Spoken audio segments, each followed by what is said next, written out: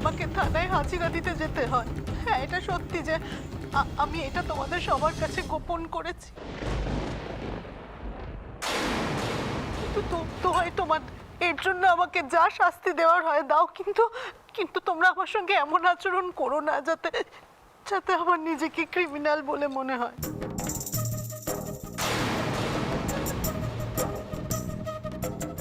অনন্যাদি, তাহলে তুমি লুকোলে কেন? সবটা আমাদের জানালে না কেন?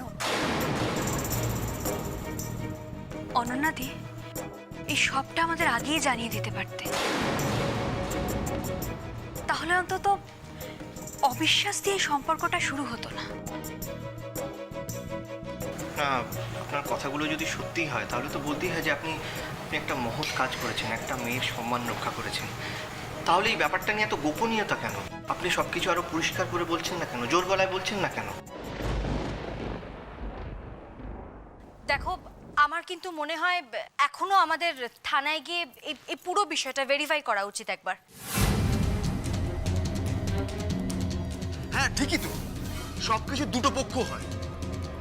আমাদেরও থানায় গিয়ে যাচাই করে দেখা উচিত উনি কতটা সত্য বলছেন।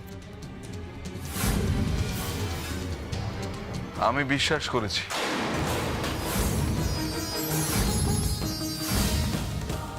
অনন্যা যেটা বলছেন নির্জলা সত্যি বলছেন।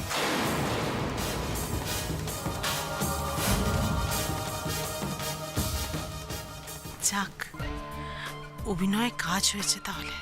ছোটকা, হ্যাঁ রে ইন্দ্র, আমি ওর চোখের জলগুলো দেখতে পাচ্ছি। আর এই পৃথিবীতে সূর্যটা তো কম দিন হলো দেখছি না, তাই ওই চোখের জলের মধ্যে যে সত্যের প্রতি, ন্যায়ের প্রতি শ্রদ্ধাগুলো লুকিয়ে আছে সেটা স্পষ্ট বুঝতে পারছি।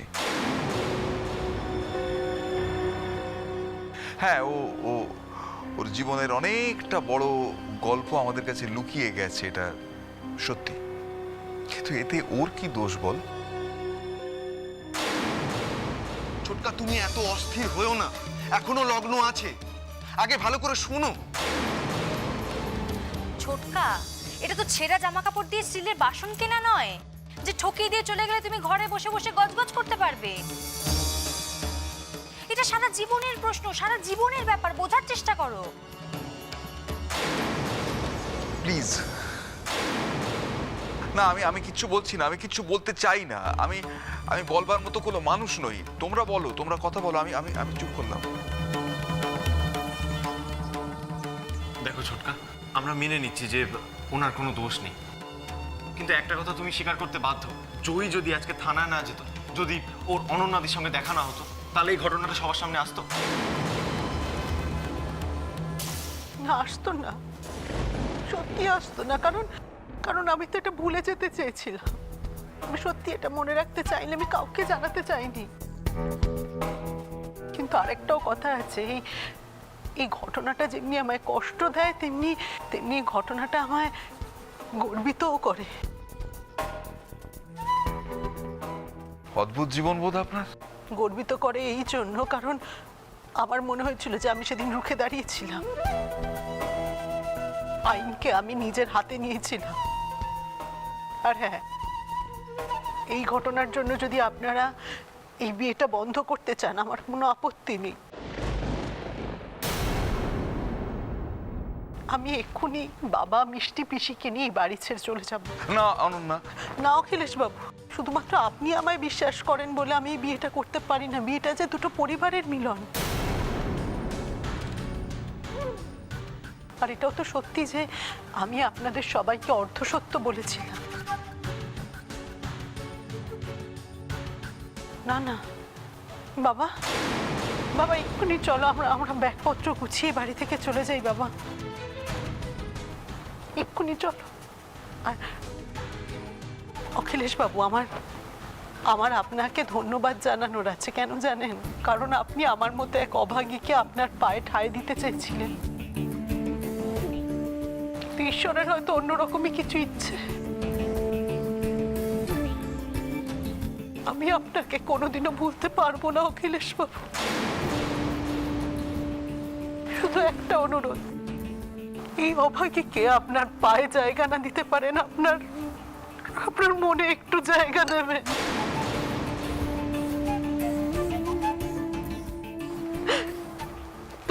দেবেন না প্লিজ।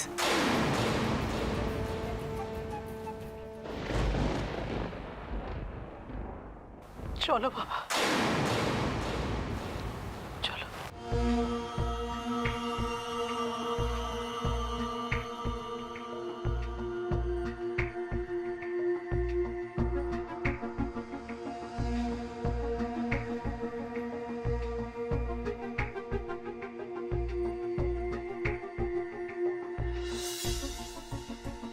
বাবা, এবার তুমিই বলো আমাদের কি করা উচিত। কি আবার মিথ্যে বলেছে তার শাস্তি পাবে? আমার তো তাই মনে হয়। কি দাদা, তাই তো? কিন্তু ছোটকা, ছোটকার কথা তোমরা কেউ ভাববে না? ছোটকার কি হবে? না না না, আমি খুব ভালো আছি। আমি তো ভালো থাকি, আমি ভালো ছিলাম, ভালো থাকবো। আমার কথা কেউ ভেবো না, আমার কথা ভাবার কোনো দরকার নেই, কোনো দরকার নেই। সেজ ঠিকই বলেছে জেঠুমণি, ছোটকা আবার একটা আঘাত পাবে। জয়, তোমার কি মত? তুমি কি বলছো? অনুনাদির সাথে যদি সত্যি এরকম কিছু হয়ে থাকে তাহলে ছোটকার সঙ্গে বিয়েটা দিয়ে দেওয়া উচিত। যদি সত্যি হয় কেন বলছো? ওকে তো দেখেই বুঝতে পারছি যে ও সত্যি কথা বলছে। মা, তুমি ঠিকই বলছো। এতজনের সামনে যে স্পষ্ট করে সব কথা বলতে পারে সে কখনো মিথ্যে কথা বলতে পারে না।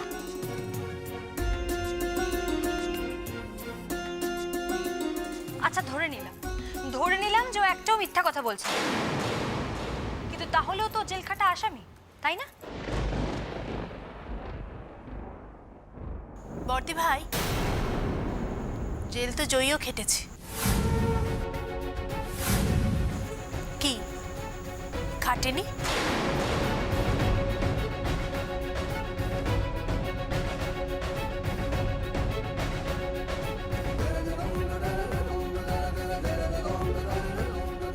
ওরা ডাকছে না কেন মেঘাদি? তাহলে কি আমাদের নাটকটা মাঠে মারা যাবে? আমার নাটক কোনোদিনও ফেল করেনি। তাহলে ওয়েট কর।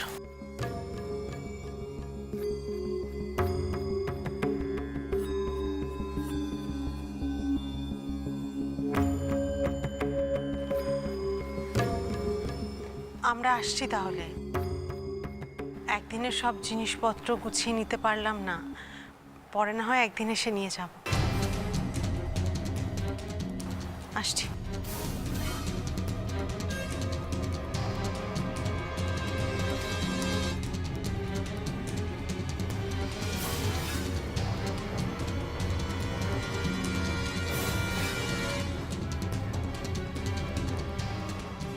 দাঁড়াও।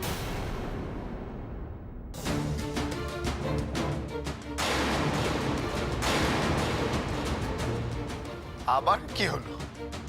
আমার মেয়েটাকে নতুন করে আর কি কষ্ট দিতে চাইছেন?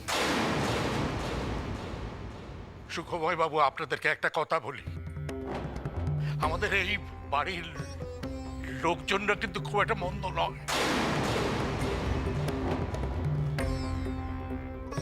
আমাদেরকে বিশ্বাস করে খুব একটা ঠকবেন না।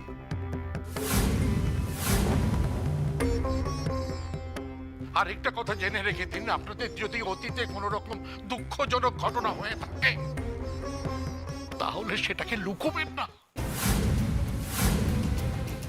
তাতে ভুল বোঝাবুঝি বাড়বে, বই কমবে না। যা হওয়ার হয়ে গেছে। আমি বলছি এই বিয়ে হবে। হ্যাঁ, এই বিয়ে হবে।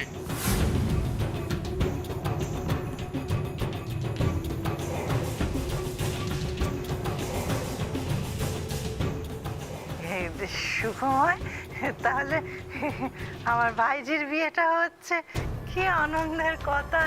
ও খুব ভালো, খুব ভালো। অখিলেশ, যা আগে হয়ে গেছে ভুলে যা। আবার নতুন করে জীবন শুরু কর। পুরনো অধ্যায় মনে রাখতে নেই, এতে ভালো হয়। তাহলে আপনারা প্লিজ আসুন, চটপট করে সইটা করে দিন। এসো।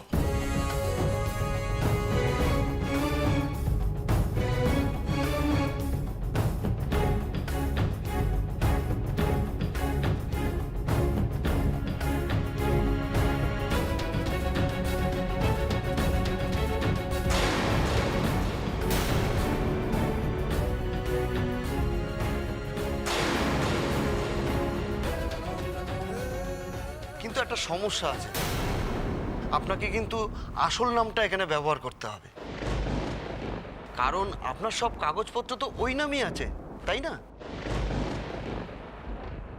আপনাকে আসল নামেই সই করতে হবে।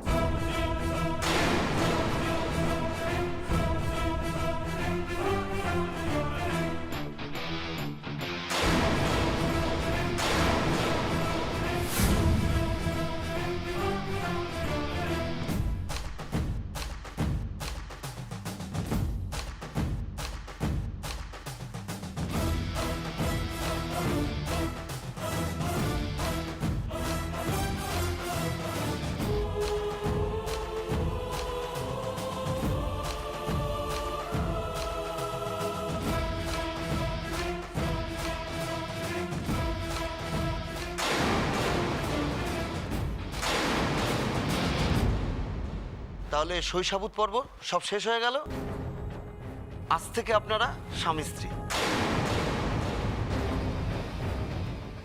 এরপরে অবশ্য অগ্নিসাক্ষী, সাত পাক এগুলো সবই হবে আপনাদের। আমি আপনাদের দাম্পত্য জীবনের শুভ কামনা করি। Thank you.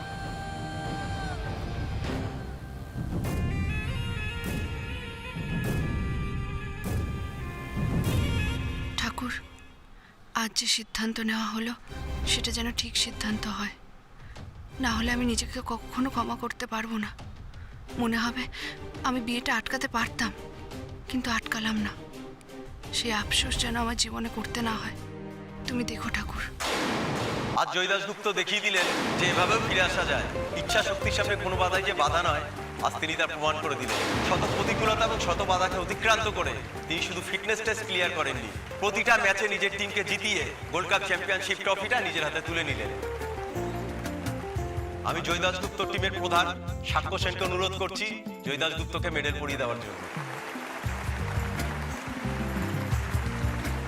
আজ তুই প্রমাণ করে দিয়েছো যে সাক্ষ্য সেন কখনো খাঁটি সোনা চিনতে ভুল করতে পারে না। হয়তো ষড়যন্ত্র করে সাময়িক বিপদে ফেলা যায় মানুষকে, কিন্তু কিন্তু কোনো প্রতিভাকে আটকে রাখা যায় না, কখনো যায় না। মা, really proud of you. Thank you sir. আমি এবার জয়দাসগুপ্তকে অনুরোধ করব উনি যেন কিছু বলেন। উপস্থিত সকলকে অনেক অনেক ধন্যবাদ। একটা কথা বলতে চাই, বাদবাবু আর শেষদা ভাই আমার পাশে না থাকলে এসব কিছু সম্ভব ছিল না। আমি কখনো কখনো ভুলতে পারবো না। আরেকটা মানুষের কথা না বললেই নয়, যে একজন প্রভাবশালী খারাপ মানুষের বিরুদ্ধে গিয়ে আমার পাশে থেকেছে। আজ সব কিছু বাদবাবু, শেষদা ভাই এবং সাক্ষ্য স্যারের জন্য। না না না, কিছুতেই না, এ হতে পারে না। জয়ের জীবনে কিছুতেই ফুটবলকে আর ফিরতে দেওয়া যাবে না। জয়ের সাথে এখন সাক্ষ্য সাক্ষ্য রয়েছে, অগ্নিও রয়েছে, রিভু রয়েছে। জয় যদি ফুটবলে ফিরে আসে তাহলে সেটা আমার কাছে থ্রেট। জয়কে ফিটনেস টেস্টে যাওয়ার আগে আটকাতে হবে।